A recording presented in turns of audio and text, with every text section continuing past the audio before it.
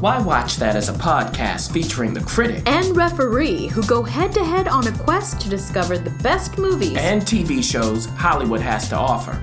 Expect the unexpected from the critic. Well, nothing gets past the ref. We do all the work, so you don't have to.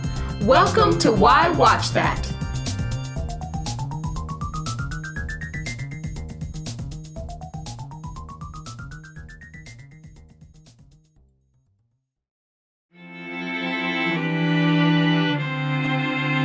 Off the cuff.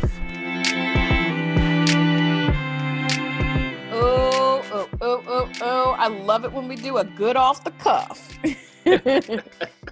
As we remind you, off the cuff is just us talking. We're talking to you. We're talking to each other. Just talking. You're peeking in a little bit. This off the cuff is really interesting, critic, because it is, there is no greatest TV show. Is there? No. You say no. Like potato, tomato. I don't know. What kind of brought this up? Remember, I was telling you that I was watching Breaking Bad. Now, I know everybody's going to freak out and go, you are just now watching? Yes. Yeah. I'm just now watching Breaking Bad, and I've just now finished it. And if you know anything about me, the critic already knows, I'm not a hype person. I'm not like, oh my gosh, you gotta watch this. You gotta watch it now. I'm still holding out on Game of Thrones. Like, I have not watched that in its entirety yet, and I may not. There are plenty of other shows that I have not watched that I'll get around to it, because I like to watch things without hype.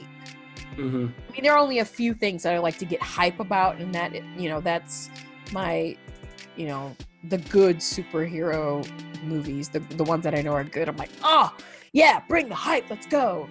Everything else is just sort of like, okay, all right. And so I guess what we're going to talk about now is just, is there really a greatest TV show of all time? Does that even exist? What does that look like if there is one, or if there are some? What makes a TV show great? And are the ones that are being crowned currently the greatest TV shows, in our opinion, is it really the greatest TV shows? So those are some of the things that, we were discussing off air. And now we're just going to discuss with you. I know, I will preface this now, listeners, that the critic gets a little riled up on some of these shows that have been crowned the greatest. Because he has a very specific opinion about, especially one of them that is crowned the greatest. It's not Game of Thrones. It's another HBO show. That everybody has crowned the greatest TV show. Ever. How off the cuff are we getting here? Yeah, I think we should go off the cuff. I don't think we should be disrespectful. You never are. But, because we like this podcast, we want to keep doing it. I think, and we have colleagues, and things of that nature. So I don't want to be like trashing anything, because that's not the point. I think the point is, like, what makes a TV show great for us is more important than what makes a great TV show. I think there are ingredients for a great TV show. But for us specifically, we may not always agree. Yeah. So what are some of the TV shows that they're throwing out there that are the greatest TV shows that you know of? Just some of them. You don't have to name all of them on the list, but. Well, you said Breaking Bad. Which, by the way, it's close for me. I enjoyed that. And it was really like, you know what I like? There's no waste. It's like The Good Wife. Nothing was wasted. Season 3 was the most challenging of Breaking Bad. But even in that, it's kind of like what we were talking earlier about Stranger Things. It's ice cream. Everybody loves ice cream. So it's like, is it the best ice cream? It doesn't matter, because it's ice cream. And there was no waste. Everything was used. And that to me spells like good writing, and it's just so interesting. But I really like Breaking Bad a lot. Yeah, and if we're talking about, let's get into what's great, because again, I don't believe that there's a greatest anything anywhere in any domain, period.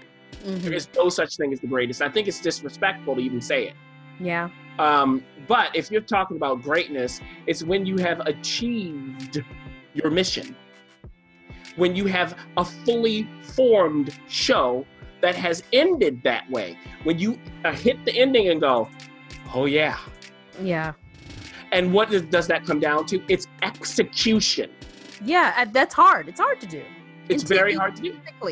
In TV specifically, because you've got a very fast pace. Mm-hmm. You've got a lot of directors' hands on things. You've got a lot of writers. You've got a writer's room. Yep. You've got advertisers. You've got certain obligations and contracts and things. You know, people are season regulars one season, and then you can't afford them another season, or you've got a lot of moving parts with TV shows. So yeah, execution is hard. Right, and it's about making money. So sometimes some shows stay too long. Yes. They're gone. Like what on this list? Well, Lost, I know you would say. Well, that's execution. We got to go back to execution. Mm-hmm. So if we're saying, like, we're talking about good writing, Yep.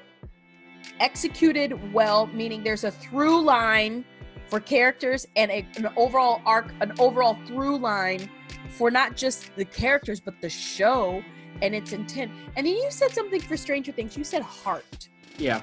Every show has to have it, not just Stranger Things. Every show has to have heart.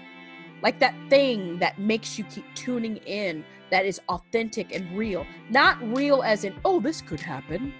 Meaning it's true to itself. It's authentic. It is true in its genre. It's true in its what it first laid out its rules as being. It sticks to those rules, expands in those rules, not just like give you other rules, which is what Lost did. Lost gave you lots of rules, and it lost itself literally. And then when it was time to end, I think infamously we can agree that Lost's final execution, it has been infamously been disappointing. Like it's a joke now. It's people kind of joke about it. Damon Lindelof. Well, it's also because see, I'm kind of like with you in Breaking Bad. I didn't watch Lost contemporaneously, so I had a different perspective on it. I did actually catch up to the last season while it aired. I think I caught up right at the finale and watched that live, or a few episodes before. So when I started Lost, I was literally saying to myself, I don't get it. Yeah. Season 1, I was like, I don't get this. I don't care about these people. This is boring. It took me, and I only kept watching because of the buzz, and at that time in my life, I would do this. It took until the end of season 1 for me to go, oh, I think I got it now. 20 episodes. I didn't watch that either. I watched it live starting season 3 or 4. So it's the same thing. But I still argue this, and we can move on to another show, Mad Men. When people were watching that in time, oh my gosh. I mean, Mad Men was the greatest show on earth. Like, it was like cutting edge. It was real. It was raw. It was doing things that no other TV show had ever done. And I didn't watch any of it live. I watched all of it streamed. And for me, a good TV show will work live. It better work live. And it will also work streamed, right?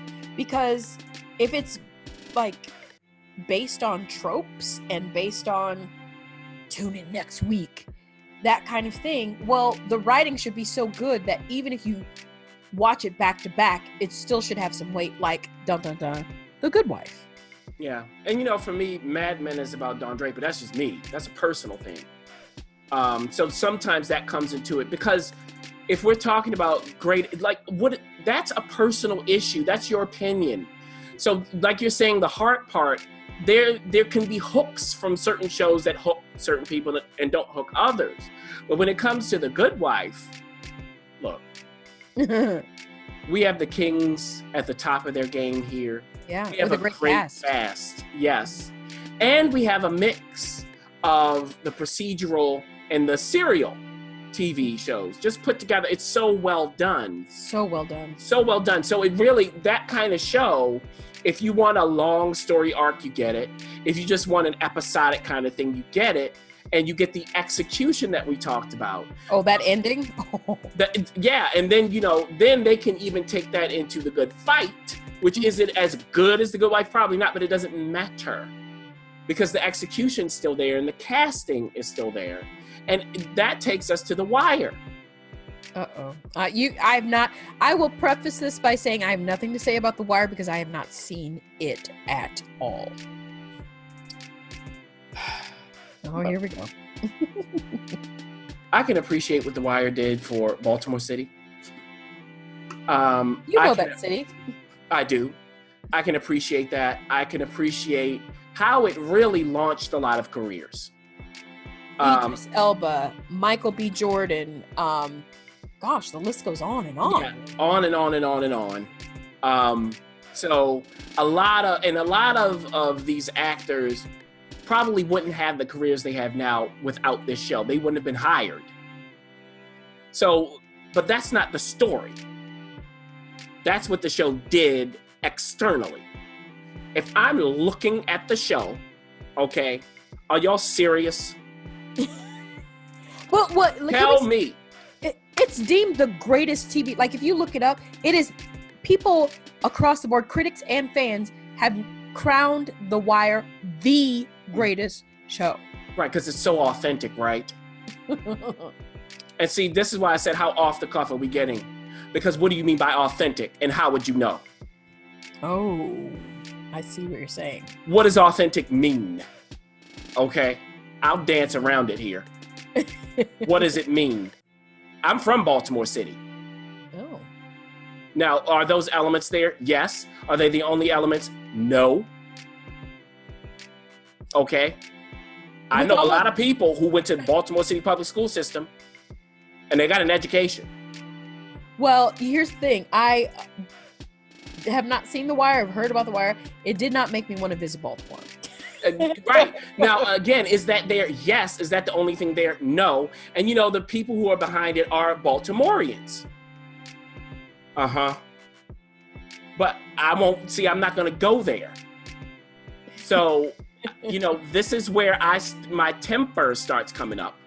Uh-oh. Because if you want to be so authentic, then you need to have nuance, don't you? Shouldn't you be showing a lot of different aspects of it instead of everything looking like a H-hole? Oh. Now, that would be fine, actually. I'd be cool with that if the execution was right. You tell me, everybody, that everybody in that cast knew what they were doing. And see, and this is where we go to authenticity again, because they go, oh, yeah, that's so real. That's bad acting. Some of the acting is great in that show. Some of it's fine. Some of it is terrible. Look at the first episode. Okay, Well, and the writing, my brew, my shoes. Oh, yeah, that's great. Great writing. Love that.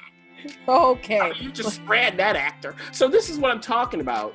When you start saying it's the greatest, then this is how we have to talk about it.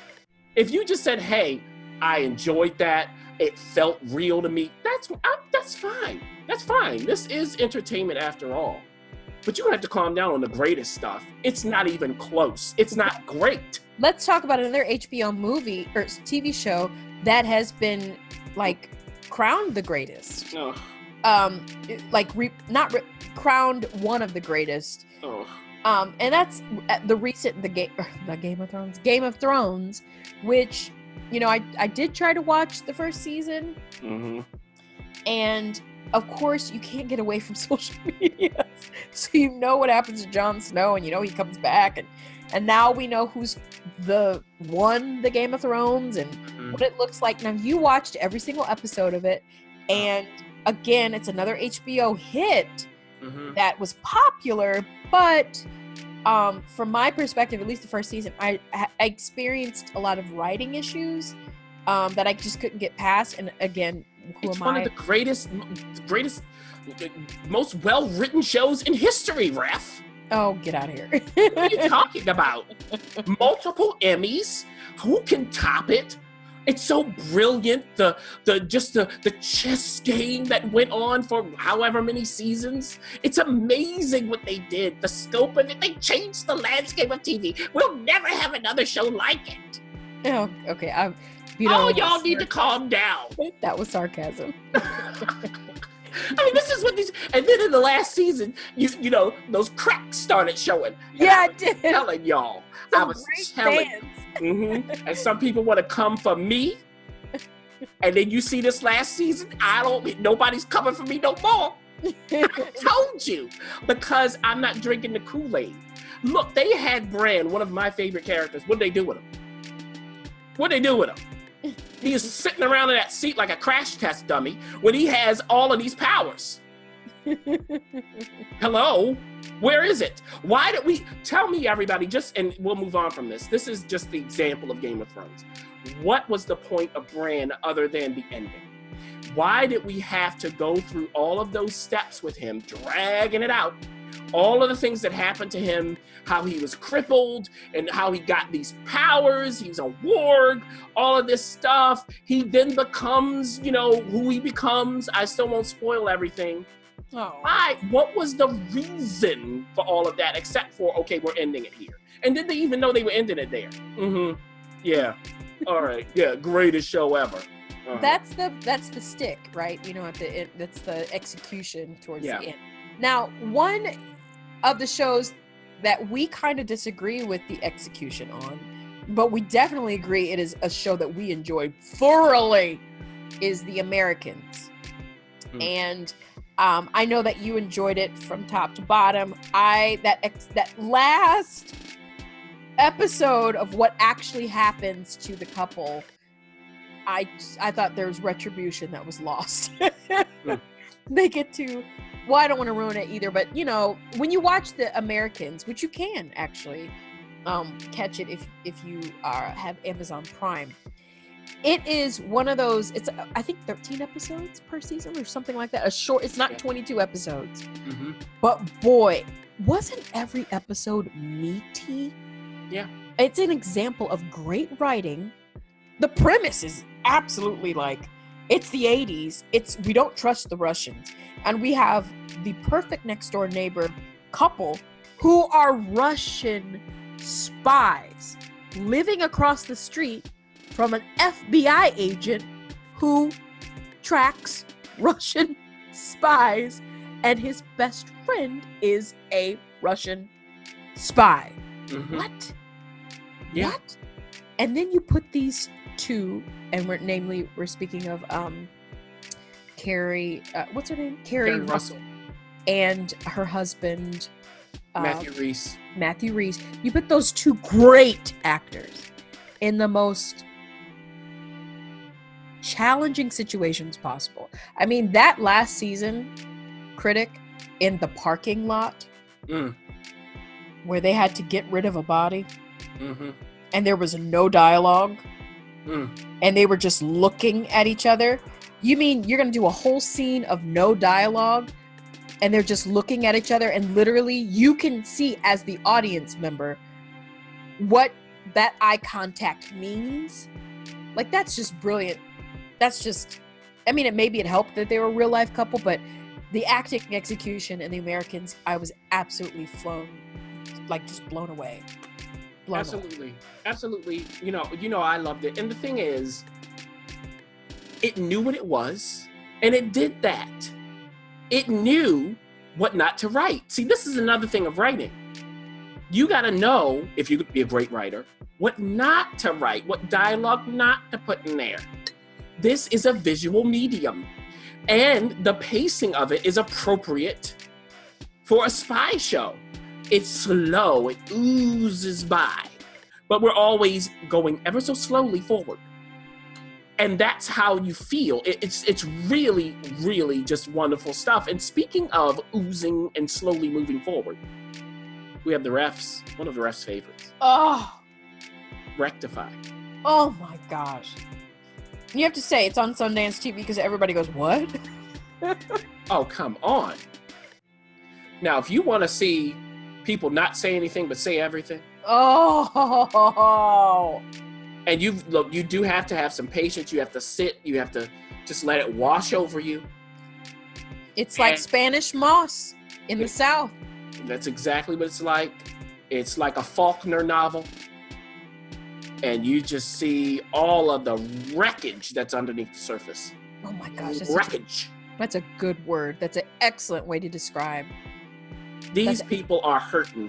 Mm-hmm. But you don't know what it is. You're constantly trying to figure it out. Does it give you all the answers? No, because that's not how it is. That's not real life. See, that's authenticity. Mm-hmm. Completely agreed. Now, you have a favorite show that is on the lists of many critics, and that is, it is my next show that I will be watching. I've checked off Mad Men. I've checked off Breaking Bad. I tried Game of Thrones. It really just wasn't for me. I'll get to The Sopranos, even though I did watch, I think, the first maybe season and a half, 2 seasons. Mm-hmm. And that was in time. That was forever ago, so I'll get to that. But I think my next show is going to be one that you have been like for years saying, watch this, please. And that is Friday Night Lights. You know, NBC graced us with this show. And I'm so thankful. Are you shocked? Well, not if you think of the time. Yes, period, you're no. right. You know, it wouldn't be there now, but this is before we had the Netflix explosion. Right. So, Friday Night Lights with Kyle Chandler and Connie Britton. Love Connie Britton. You tell me if there was a married couple that's ever been better. Now, see, I didn't say the best one. That's ever been better on TV or even in a movie. Ooh. You tell me, you will buy them as a maybe they are married. We don't know it in real life. I don't think so. And they feel like parents. They feel like a coach and a guidance counselor. All of that, and they are the heart. We talked about heart. They are the heart of the show. And then they have all of these young actors there doing wonderful work because the writing is good. Is the acting always great from some of them? No, they're young. But the writing is true.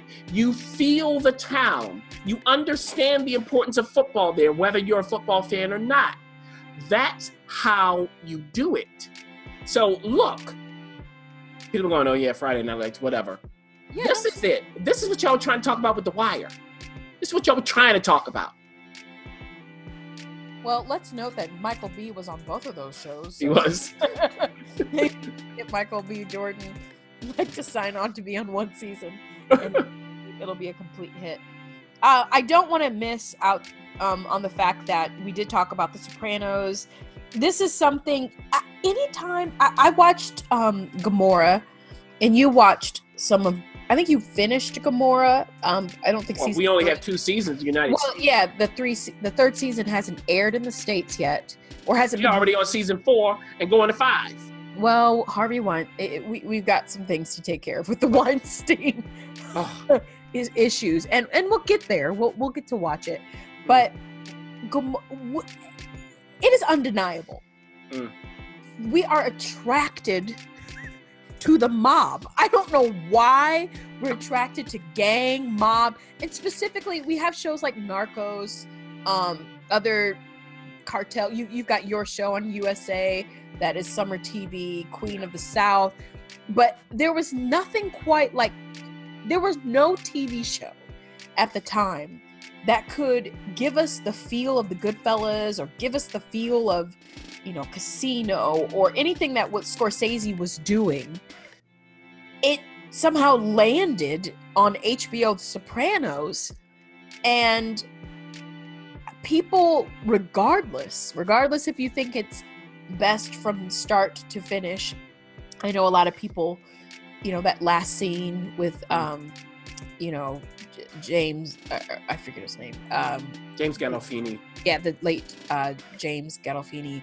That last scene where you just sort of like, I won't give it all away, but you really have to decide what the next moment after that is. Right. We'll just say that it's not spelled out. People thought it was brilliant. People were frustrated, but we do have to say, like, The Sopranos brought mob crime to the small screen in a serial.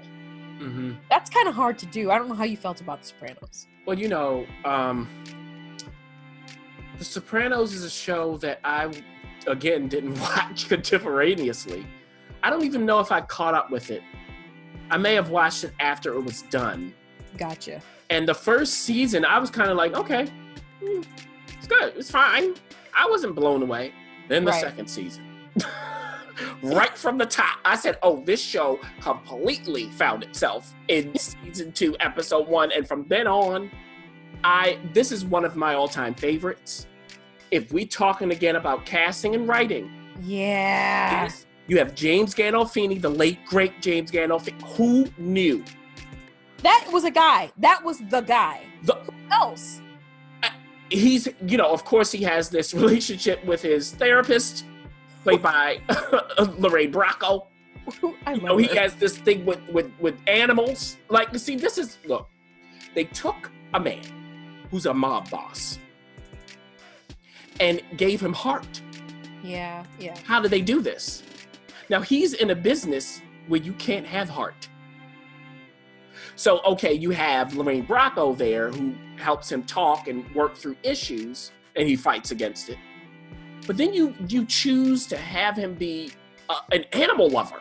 Like, this is thinking here.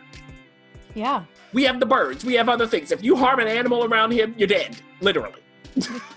So it's that kind of thing. Then you have the nagging wife. We had that in Breaking Bad. Oh, gosh. But in a great show with the nagging wife, they get a great actress. Oh, you have to. Otherwise, you will want to hurt her. Oh, you will anyway. Oh, Edie. But Edie, it's like Edie Falco. It's like, okay, right now we have Big Little Lies. Who do you get as the nagging mom now? Meryl Streep. Yeah, you're right. And then they really take it there, where you feel like the characters there are annoying. It's like, that's how you do it. We have Dominic Chianese as Uncle June. I mean, who's, something happens to him toward the end of the run. If you haven't seen The Sopranos, things start unraveling. And the thing is, too, Ref, in season 2, what it found, in addition to all of the dramatics, is comedy. Yeah. People. This is some of the greatest comedic timing. We'll see, and it's not a comedy. That first, I will never forget it, season 2, episode 1, I had to pause. I was crying laughing. And the stuff is terrible, but you have to laugh at it. I mean, you just have to do it. Aida Turturro shows up, and and the Turturro family, they all do it. Yeah. I mean, they really do. So The Sopranos, to me, the ending was fine with me. The first season, if you're going to watch it, if you haven't started, just know the first season isn't really the show. It's setting you up. Yeah. Now, and these aren't long seasons, though. So that's the good thing. Yeah. They ain't like Lost. Let's sort of wrap it up with these last 2 shows that people have crowned the greatest, but in its own specific way. Let's first deal with The Fall. Now, you know how I don't have as strong of a stomach as you do. And remember, The Fall was not originally a Netflix show. Even though it landed there, it was not originally on that. I think it was on AMC. Or it was BBC. Oh, BBC. And I know that, you can watch it on Netflix, I believe. Yeah, Netflix. Yeah, Netflix distributed in the States. Mm-hmm. Yeah. Now, I haven't watched it. I don't know if I'm going to get around to it because you have warned us that there's some disturbing. It's worth it. Is it? Well, we're going to lump in Happy Valley in there, but no, actually, we can't technically do that because Happy Valley has not announced it's being canceled. But it's that, if you know Happy Valley, it is that kind of like very hard watches. Yeah. But the fall, this is how Jamie Dornan. I mean, we didn't know 50 Shades. What? Yeah. You know, we didn't know who he was. And then your girl, Gillian Anderson. yes, hard watch. Look, now this is, this preceded Happy Valley. Yes. Gillian Anderson. Oh, you should see, listeners, you should see the critic's faces. Clearly, he likes the show. Gillian Anderson.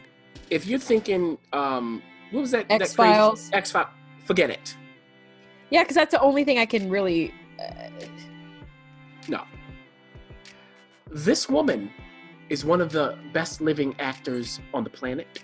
Okay. Wow. Whoa. Now, why? Because I've seen her do it too many times. Bleak House. Go check that miniseries out. Just check it out. You take a look, and then she's popping up in Hannibal. The TV Oh. Okay. doing a similar kind of nastiness. Here, she's a detective superintendent in Great Britain, of course, with the title. She is. So she got to deal with that. And there's this killer on the loose played by Jamie Dornan. You know he's the killer. Oh, okay. Yeah. So it's this cat and mouse thing where you as a viewer know what's going on, but do they know? Oh my goodness. And we talk about that nice, slow crime thriller feel. The Brits, when they're good at this, no one can top. Yeah, that's true. You're right. It's true. So look, I'm telling y'all, The Fall and Happy Valley, to me, they live together. Yes. Are they the same? No, they are not. No. But this is when you have people who know how to act. Forget that 50 Shades of Grey stuff. Yeah, I knew Jamie Dornan from the show before that, and I was like, okay, 50 Shades of Grey, that's interesting. And everybody was having a fit, all of the fans. Oh, I don't see him, whatever. Who cares? You have The Fall. Well, I'm telling y'all, why it's disturbing, as the ref said, you better believe it. But if you're going to make it disturbing, it better be worth it. And I hope that they will come to their senses and do another season at some point. But the thing is, ref, what happened, Jamie Dornan's character had a full arc in the 3 seasons. Oh, so why bring him back? Yeah, well, they won't. So if they bring it back, it will be a different story. Serial killer? Okay, gotcha. Well, let's end this whole thing with one of your favorite endings to a TV show, especially in dealing with music. You talk about this all the time, this TV show, the ending of this TV show. This is how you end a show. Like, how many times have you heard this? And of course, we're talking about 6 Feet Under. And a lot of people, Peter Krause at the time, I think that's how we kind of come to term. Like, we didn't really know him, but he. I remember when it was out, and I was like, I have no interest in watching this. Like, why would I want to watch a family like a morgue? Like, I don't. What is it? And I feel like I've missed out a little bit. You can still catch it on HBO. They hold on to all of their original show. Wait, HBO or Showtime? HBO, yes. HBO. So they hold on to all of their original shows. So I mean, I guess I could watch that. But you really loved the final moments of that show, like a lot. Look, I would say it this way: The Sopranos had Tony's mother, and unfortunately, the actress playing her passed away during the filming, so we didn't get even more of her. Oh wow! That a piece of work, and in this show, we have another piece of. Joanna Cassidy. Now, if you are fans of Don't Tell Mom the Babysitter's Dead, Joanna Cassidy was the boss with the wig. Okay? This woman, timing doesn't even capture it. She, in this show, she's not even the main character. This is she's a big supporting character. In this show, when she shows up, you know it. It's that kind of show. It's a show where we have characters. This is another thing, Ref.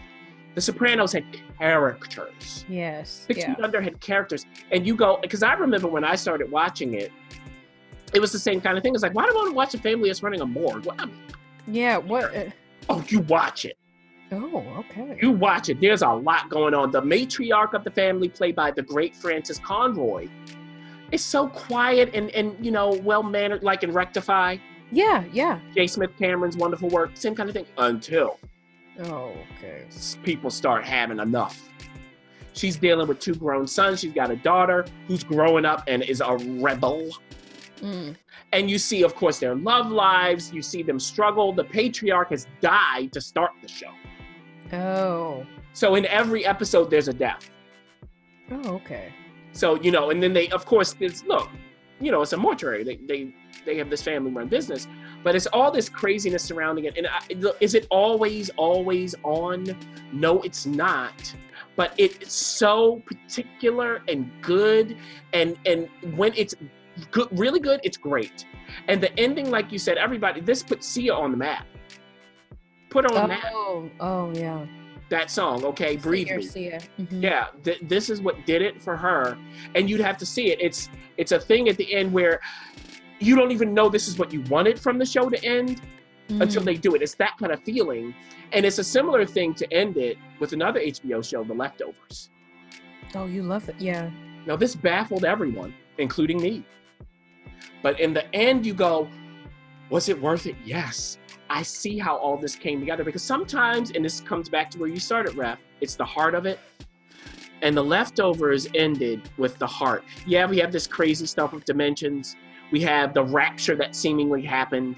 We have of course, the leftovers. That's what they are from the rapture. How do they come together from that? How do they not come together? But in the end, you get the heart. It makes emotional sense.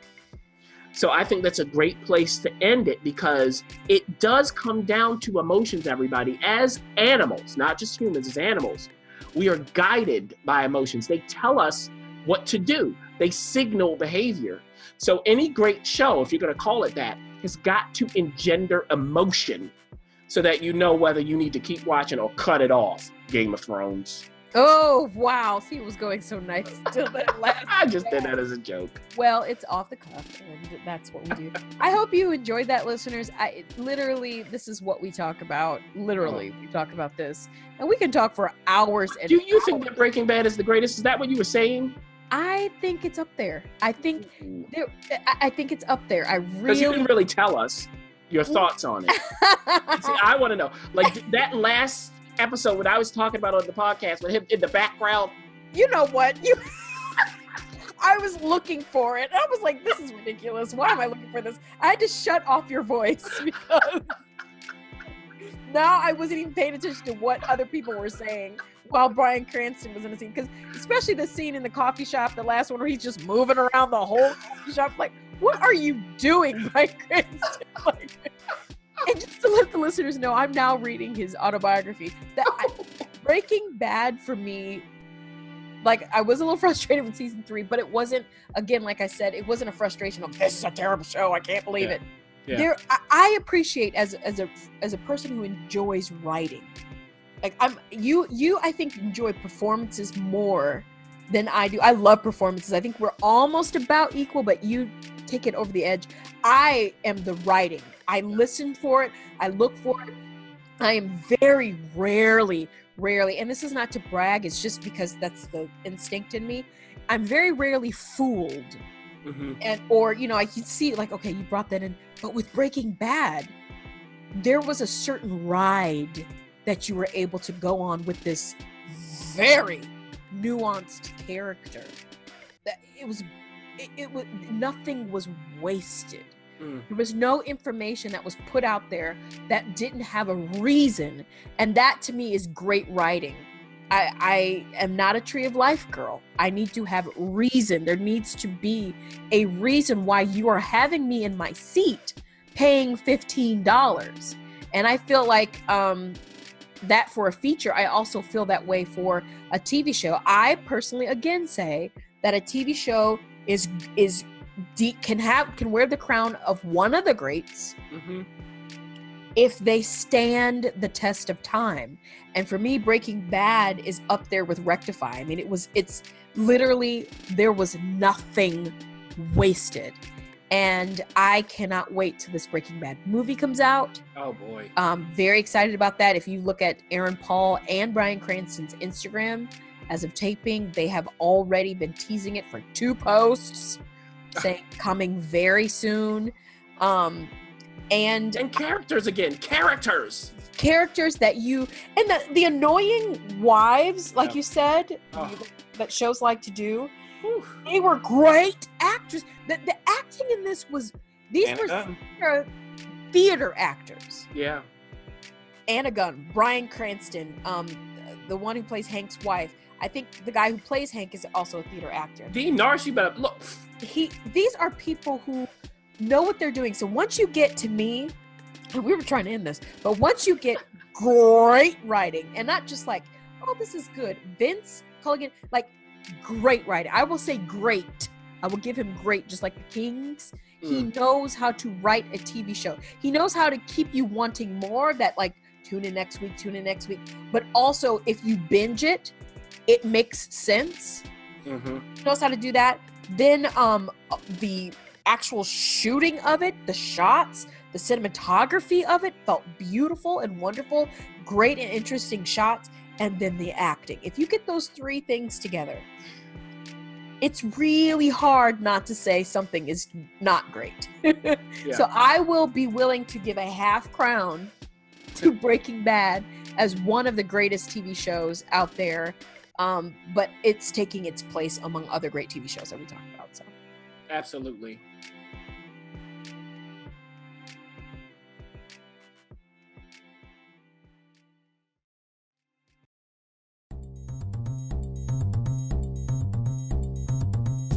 Thanks for listening.